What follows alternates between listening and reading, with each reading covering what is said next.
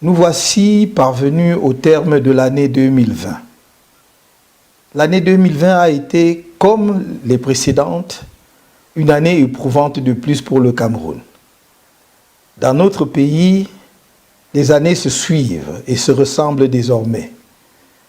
Elles continuent d'être marquées par le déclassement avancé d'un pays pourtant si riche et porteur d'une flamme unique dont l'incandescence prochaine marquera la renaissance de l'Afrique. Sur le chemin vers ce sursaut camerounais, les épreuves de l'année 2020 se déclinent en 4 points principaux. Premièrement, l'enlisement de la situation dans les régions du nord-ouest et du sud-ouest, empêtrées qu'elles sont encore dans une guerre civile provoquée et entretenue par M. Paul Biya.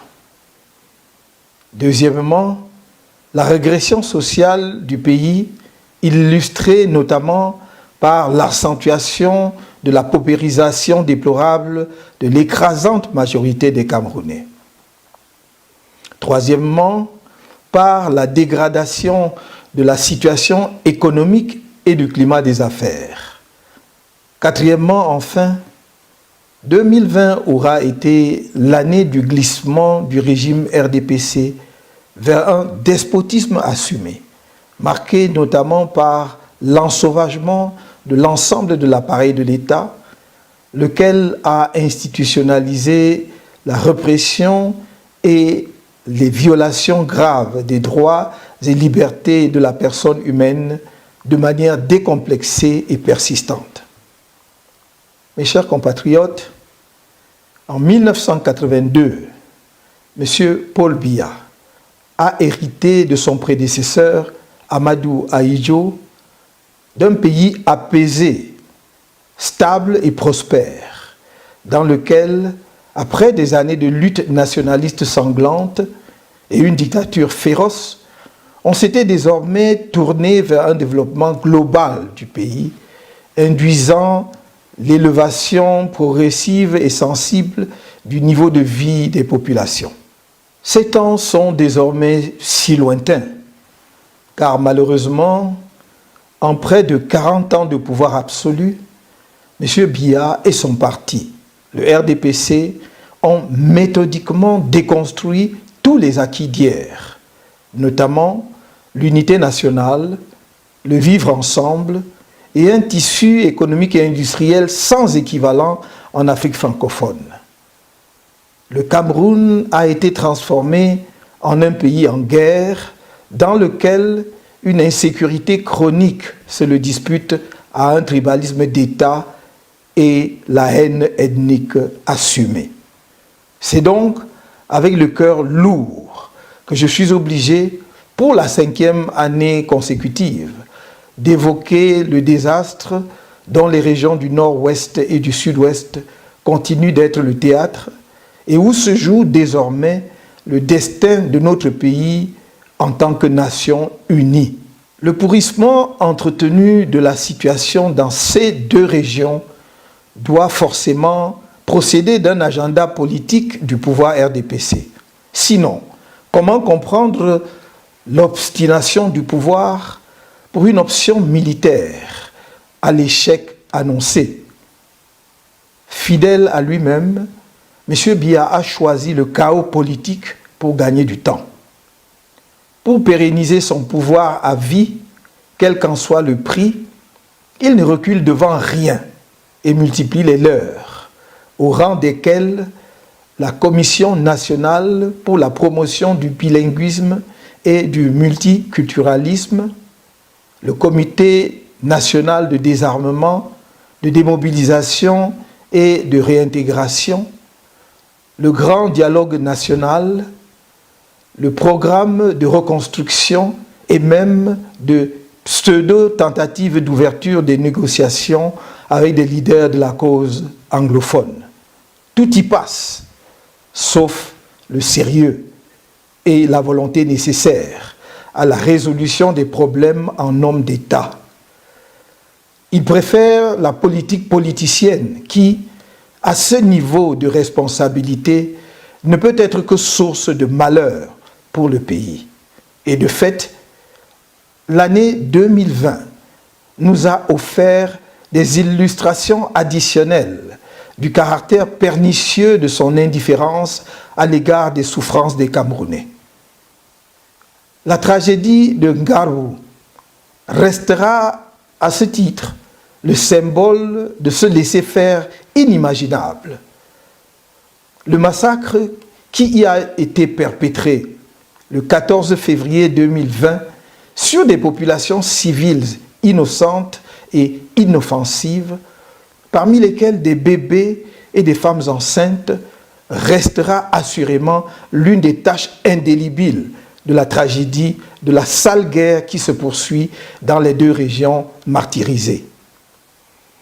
Je réitère la demande d'ouverture d'une enquête internationale sur ces massacres de Ngarou et sur tous les autres massacres de civils perpétrés dans les régions du nord-ouest et du sud-ouest, y compris la tuerie des enfants en quête d'éducation survenue le 24 octobre 2020 au complexe scolaire privé Mother Francisca International Bilingual Academy, Mofriba de Kumba. Je saisis cette occasion pour exprimer mes condoléances les plus attristées et l'expression de ma sympathie émue aux familles des victimes de ces tragédies à répétition. Comme vous le savez, je n'ai cessé de proposer une solution concrète pour la résolution de cette crise devenue une détestable guerre fratricide. Cette solution se décline en 3 points principaux. L'instauration immédiate d'un cessez-le-feu, la libération immédiate de tous les prisonniers de la crise anglophone, y compris M. Sissikou Ayoub Tabé et ses camarades, l'ouverture d'un dialogue politique inclusif impliquant tous les acteurs pour débattre de toutes les questions, y compris celle de la forme de l'État et de la réforme consensuelle du système électoral, afin de permettre aux populations de se doter de dirigeants légitimes. Il faut en effet dialoguer avec tous les Camerounais sans exception, y compris ceux qui défendent pour le moment la thèse de la sécession. L'insécurité au Cameroun ne se limite pas, hélas, aux seules régions du nord-ouest et du sud-ouest. Elle continue de sévir dans les régions septentrionales du pays, où les populations de l'extrême nord en particulier subissent les assauts devenus endémiques de la secte Boko Haram, malgré les efforts de nos forces de défense.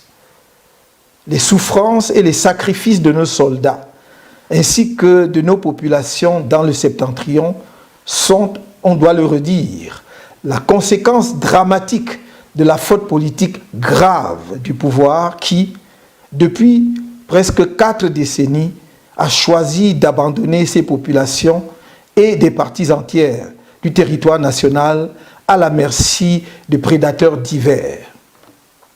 Mes chers compatriotes, aux autres nombreux défis déjà présents au Cameroun, l'année 2020 a été marquée par l'irruption de la pandémie de la Covid-19 dans notre pays. L'apparition de cette pandémie a mis en évidence les ombres et les raies de lumière de notre société. D'un côté, la Covid-19 a confirmé l'impréparation notoire du gouvernement à anticiper les catastrophes ou à y faire face avec l'efficacité qu'on est en droit d'attendre de toute administration publique responsable. Passé la phase initiale catastrophique, le gouvernement a déployé sa propagande habituelle, faite de gesticulations et d'incantations orchestrées pour masquer des entreprises de corruption et de détournement des fonds publics. Des scènes déplorables de ce spectacle nauséabond d'enrichissement sans vergogne sur la misère des Camerounais se déroulent encore sous nos yeux dans l'impunité totale. Cette situation est d'autant plus regrettable que la pandémie est loin d'avoir été maîtrisée et que l'avenir immédiat pourrait s'assombrir, non seulement en raison de la propagation en cours de nouvelles variantes du virus, mais aussi de l'urgence à disposer de ressources financières adéquates pour le déploiement en temps utile des vaccins. D'un autre côté, la survenance de la COVID-19 a permis de montrer le sens de la solidarité et de la générosité de notre peuple, de donner la mesure de ce que nous pouvons réaliser ensemble, par-delà les différences politiques, ethniques ou religieuses, quand nous sommes unis autour d'une cause et mobilisés derrière un leadership légitime et inspirant confiance. Nous avons ainsi pu, dans le cadre de l'initiative citoyenne et non partisane Survie Cameroon Survival Initiative, SCSI, que j'ai lancée le 3 avril 2020, conçu et rendu opérationnelle une opération humanitaire d'urgence et d'envergure historique qui a permis de porter assistance aux populations camerounaises désorientées et abandonnées à elles-mêmes face à la pandémie de la COVID-19. Cette opération a été rendue possible grâce à la mobilisation sans précédent des Camerounais de l'intérieur et de la diaspora. Je tiens à redire ici toute ma gratitude à tous nos compatriotes et aux amis de notre pays qui ont répondu à notre appel. Je tiens aussi à féliciter le président du comité de gestion de SCSI, M. Christian Penda Ekoka, pour avoir accompli la mission que je lui ai confiée avec détermination, engagement et dans la transparence vis-à-vis du public. Ma reconnaissance va enfin aux soldats de la solidarité nationale qu'ont été les nombreuses équipes de bénévoles de SCSI au Cameroun et en diaspora pour les sacrifices consentis dans l'adversité pour donner plein effet à l'initiative. En dépit des difficultés rencontrées, les buts de SCSI ont été largement atteints à la grande satisfaction de nos compatriotes. Sa mission ayant été accomplie, l'opération humanitaire d'urgence, SCSI, cessera ses activités opérationnelles au 31 décembre 2020. Car SCSI n'a jamais eu pour vocation de devenir une entité permanente. Les activités du comité de gestion qui est en place vont donc se recentrer sur la clôture administrative de SCSI. C'est dans ce cadre que sera menée à la plus brève échéance possible l'audit indépendant destiné à examiner, d'une part, la fiabilité des informations et des procédures des plateformes de collecte jusqu'au transfert des fonds sur le compte bancaire utilisé par SCSI et, d'autre part, l'utilisation des fonds collectés pour les besoins de l'initiative SCSI. La procédure de sélection sur une base compétitive et transparente d'un cabinet d'audit a ralenti la mission d'audit et n'a pas permis de tenir la date du 20 décembre que j'avais impartie à cet effet. Mais la mission est désormais engagée et à ma connaissance, toutes les personnes et structures concernées collaborent pleinement avec l'auditeur indépendant. Mes chers compatriotes, l'impact économique de la COVID-19 a été désastreux pour notre pays. Elle aurait entraîné la fermeture de nombreuses entreprises et provoqué le placement en chômage technique d'environ 54 000 travailleurs, ainsi que le licenciement de quelques 14 000 personnes dans un environnement où très peu de Camerounais ont un emploi. Dans l'édition de mai-juin 2020 de sa note de conjoncture sur les répercussions de la Covid-19 sur les entreprises, le groupement interpatronal du Cameroun, GICAM, estimé à 3 139 milliards de francs CFA par rapport à 2019, la perte en chiffre d'affaires des entreprises est à 521 milliards, le manque à gagner correspondant pour l'État en termes de recettes fiscales et autres. Dans l'ensemble, les entreprises expriment, dans leur grande majorité, leur insatisfaction par rapport aux mesures de soutien annoncées par le gouvernement. Elles attendent de l'État un soutien plus conséquent dans les domaines fiscal et financiers sous forme de facilités diverses. Mais le régime RDPC a-t-il jamais compris le rôle moteur essentiel de l'entreprise dans l'économie moderne et le développement d'un pays? Sinon, il n'aurait pas rendu le Cameroun si peu attractif pour les investisseurs. Il suffit, pour tout comprendre, de constater que notre pays s'est abonné au dernier rang de tous les classements mondiaux. Qu'il s'agisse de l'indice de perception de la corruption de Transparency International, du Doing Business de la Banque mondiale, de l'indice Mo Ibrahim de la gouvernance, ou encore des divers classements des meilleures universités et institutions de recherche en Afrique, je n'ose pas dire dans le monde. Aucune oreille attentive n'est prêtée aux milieux d'affaires nationaux. L'État peine à honorer sa dette intérieure et pénalise en cela les entreprises locales. Il ne fait pas confiance aux entrepreneurs locaux dans l'octroi des marchés publics d'importance.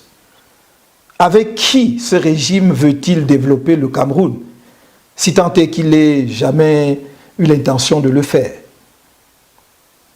Les désillusions des projets structurants, qui sont autant de grands échecs, là où l'on attendait les grandes réalisations, les grandes réussites et les grandes opportunités, que sais-je encore, en vue d'une émergence fantasmée, ont achevé de dénuder un régime autiste, prédateur vorace et sans boussole. À l'heure du bilan, on doit se contenter du néant. Et les Camerounais n'ont que leurs larmes devant la surévaluation des coûts des projets et le dépassement des délais dans la réalisation des infrastructures, voire l'abandon de certaines d'entre elles dans la forêt des chimères. Qu'il me suffise ici de citer, en matière d'énergie, le projet de barrage de Bini-Warak, dont les travaux sont bloqués depuis 2018 en raison de l'incapacité de l'État du Cameroun à verser les 4 milliards de francs CFA de frais d'assurance sur l'emprunt obtenu auprès du bailleur chinois.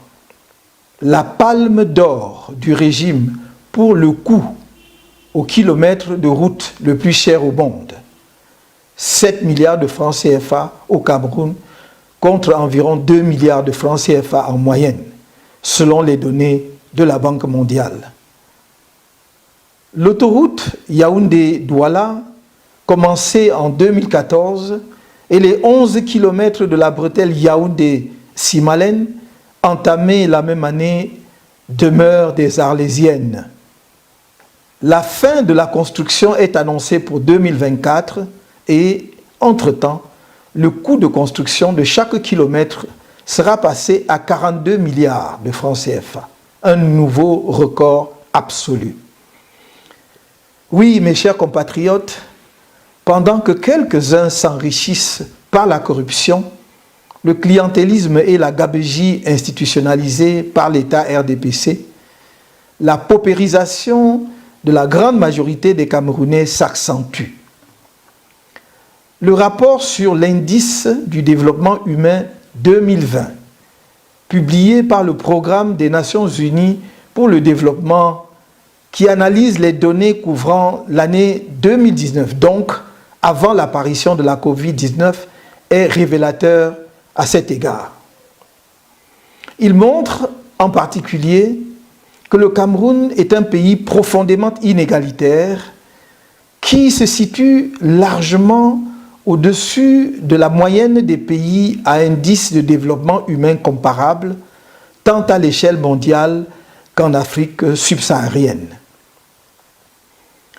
Le rapport fait enfin état de ce que nous voyons tous au quotidien, à savoir un indice de pauvreté multidimensionnel catastrophique, avec 64,6% de la population vivant soit en situation de pauvreté multidimensionnelle, soit considérée comme des personnes vulnérables à la pauvreté multidimensionnelle. La régression sociale s'accentue à un rythme effrayant, la pauvreté se concentrant de plus en plus dans les régions de l'extrême nord, du nord-ouest et du sud-ouest du pays. L'accès à l'eau potable reste partout au Cameroun une gageure. La disponibilité de l'électricité, même dans les localités supposément connectées au réseau électrique, est intermittente. L'accès aux soins de santé de base demeure hors de portée pour la grande majorité de nos concitoyens des villes comme des campagnes. Le tableau économique et social ne cesse donc de s'assombrir du fait des insuffisances du leadership du pays. Et pourtant, des solutions existent et sont à notre portée et à la mesure tant de nos ressources que du génie propre de notre peuple. Un Cameroun libéré de la pauvreté reste en effet possible. Un Cameroun reprenant les chemins de la croissance et solidaire demeure possible. Ce Cameroun-là n'est pas celui que nous offre le régime en place, qui est plus que jamais incapable de donner à la nation un cap qui vaille, en particulier à notre jeunesse nombreuse et si talentueuse. Mes chers compatriotes, l'ensauvagement de l'appareil d'État, toutes institutions confondues, a franchi en 2020 un nouveau cap qui nous mène droit vers un totalitarisme décomplexé. Au Cameroun de M. Biya, le cynisme a atteint de nouveaux sommets.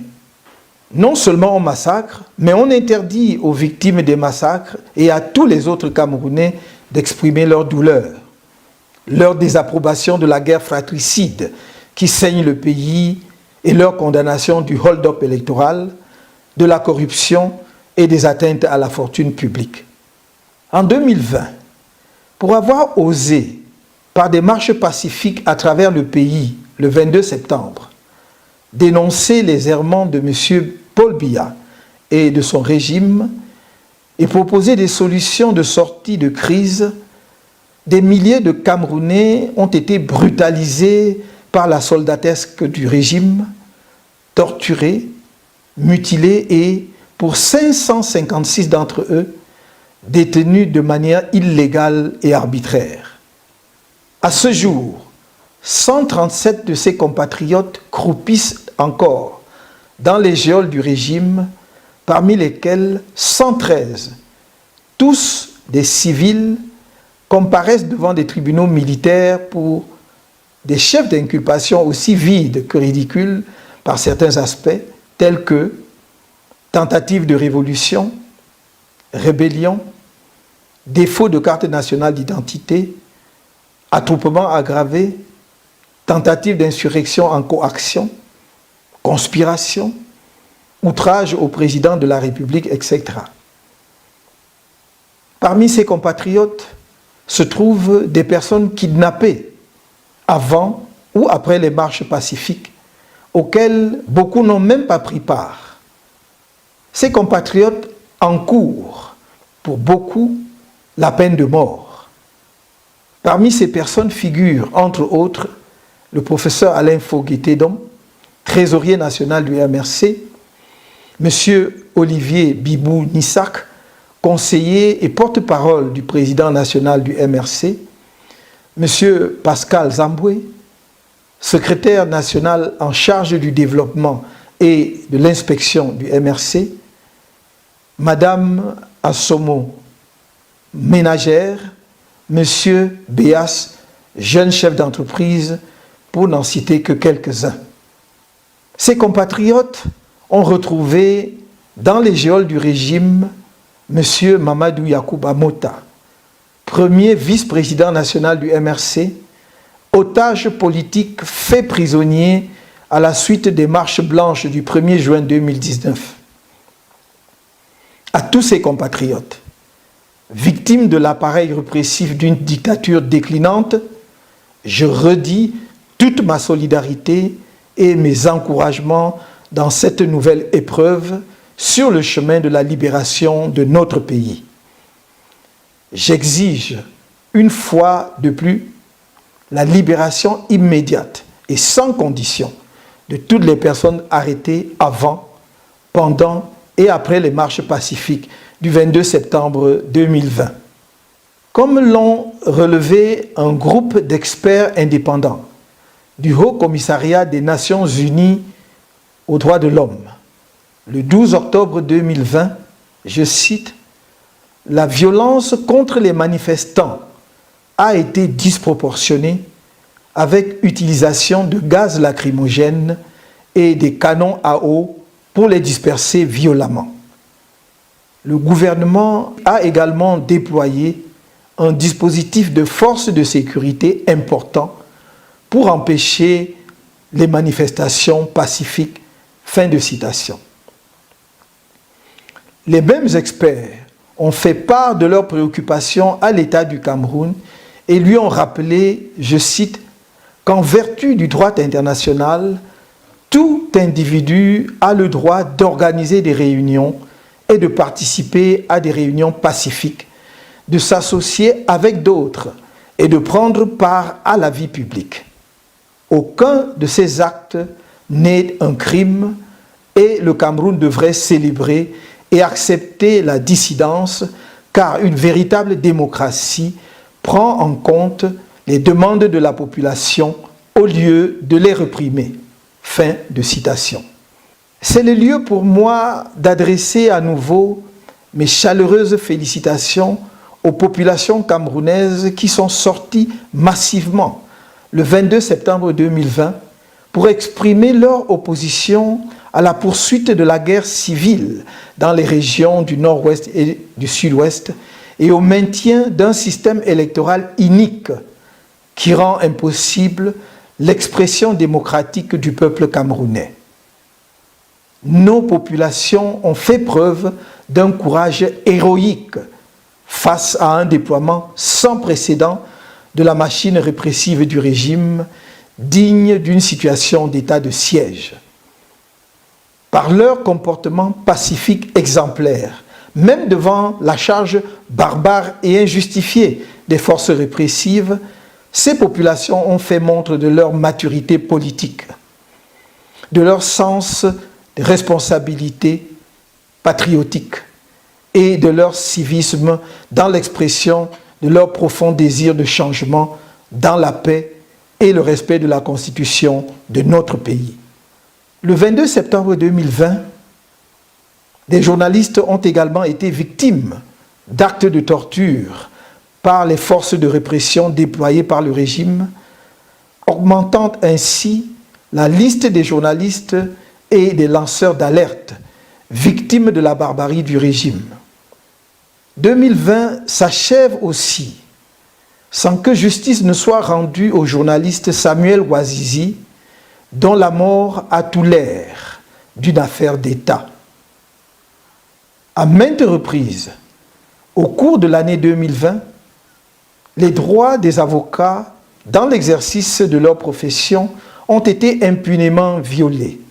C'est ainsi que, le 13 novembre 2020, le Conseil de l'Ordre des avocats a condamné les brutalités policières perpétrées sur des avocats dans la salle d'audience du tribunal de première instance de Bonadio Douala et exigé sans suite à ce jour des sanctions exemplaires contre leurs auteurs. Des mesures répétées de frustration et de persécution des avocats ont conforté le sentiment que désormais le régime aurait décidé, en humiliant les avocats, de détruire dans l'imaginaire des Camerounais l'un des derniers symboles sur lesquels ils pouvaient encore s'appuyer pour faire respecter leurs droits. Qu'il me soit permis ici de rendre hommage aux avocats, membres du collectif Sylvain Saupe, pour le travail exceptionnel qu'ils abattent pour la représentation bénévole des prisonniers politiques que sont nos compatriotes arrêtés et détenus en rapport avec les marches pacifiques du 22 septembre 2020. Ces avocats font doublement œuvre utile. Premièrement, ils célèbrent l'héritage de Maître Sylvain Saupe, de regrettée mémoire, promoteur infatigable de l'instauration de l'état de droit au Cameroun, si brutalement arraché à la vie. Deuxièmement, ils font honneur à la profession d'avocat au Cameroun et à la cause de la justice, dont le socle des valeurs donne bien plus que des signes de flottement. En effet, à un moment charnière de l'histoire de notre pays, où l'institution judiciaire s'est trouvée en capacité de contribuer au renforcement de l'état de droit et de la démocratie au Cameroun, en faisant prévaloir la force du droit, une certaine justice camerounaise a pris fait et cause pour le droit de la force et l'injustice, en s'érigeant en un pilier de la dictature. L'histoire le retiendra. L'histoire retiendra aussi que c'est avec la complicité d'une certaine justice que des centres de torture dignes des pires dictatures accomplissent leur sale besogne au cœur de la capitale de notre pays et de nos autres cités. Mes chers compatriotes, le MRC a informé en son temps l'opinion de sa décision de ne pas prendre part aux élections législatives et municipales de février 2020 pour deux raisons principales.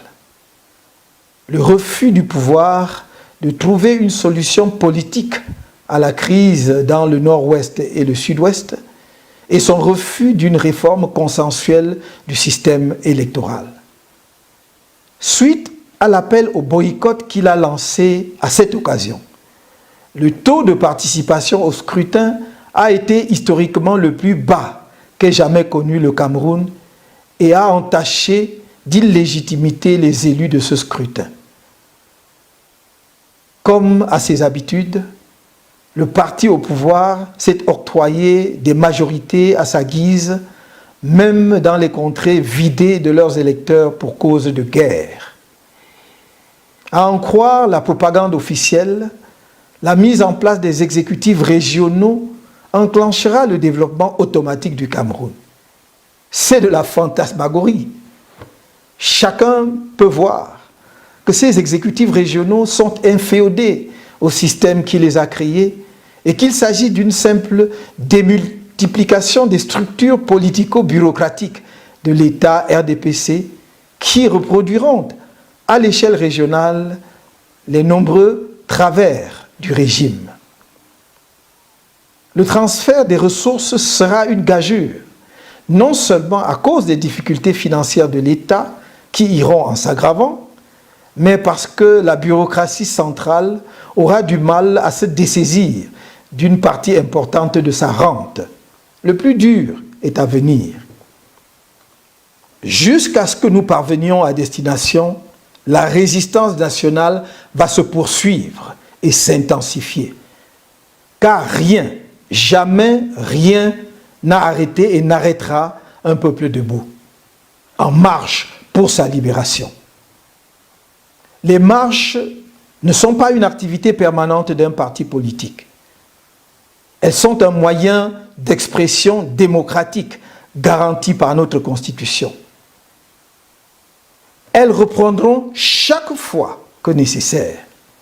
Pour le reste, nous devons nous atteler au travail politique d'information et de sensibilisation de nos compatriotes sur le sens de la résistance nationale et les perspectives de la renaissance du Cameroun, les préparer aux échéances électorales à venir, car le changement dans la paix et par les urnes reste notre option fondamentale.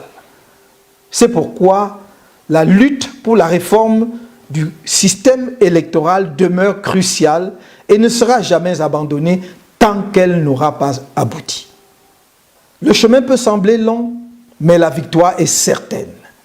Nous devons rester plus que jamais mobilisés. Je sais le prix que l'appareil répressif de M. Biya fait payer à tous les compatriotes qui osent rester debout et qui se battent pour un Cameroun nouveau.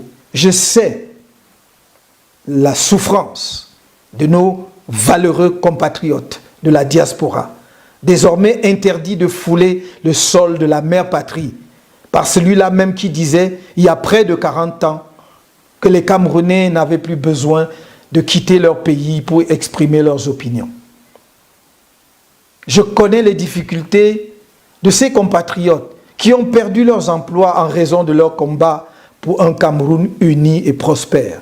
Je sais la pression que les uns et les autres subissent pour éteindre la flamme qui en eux brûle pour un avenir meilleur pour tous les Camerounais.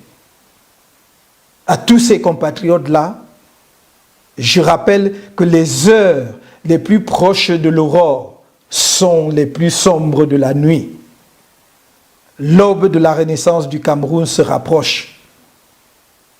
Arc-boutés sur leurs privilèges, nourris par la sueur et le sang des Camerounais, les forces de la nuit tentent leur baroud d'honneur en déployant leur arsenal classique de répression par-ci, de propagation de discours de division et de haine par-là, de guerre civile ailleurs.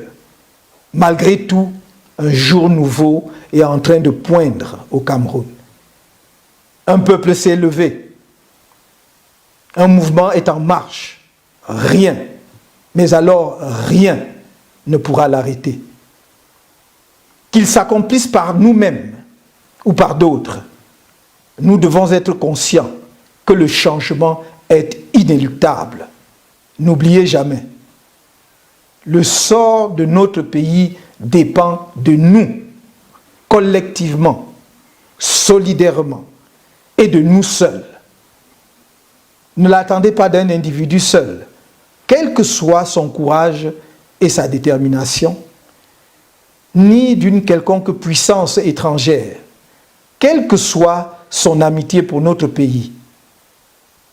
Quant à moi, je continuerai de faire ma part, que chaque Camerounais fasse la sienne. Bonne et heureuse année 2021. Que pleuve sur vous et vos familles une pluie de grâce tout au long de cette année nouvelle. Et que la paix soit sur notre pays. Que Dieu bénisse le Cameroun.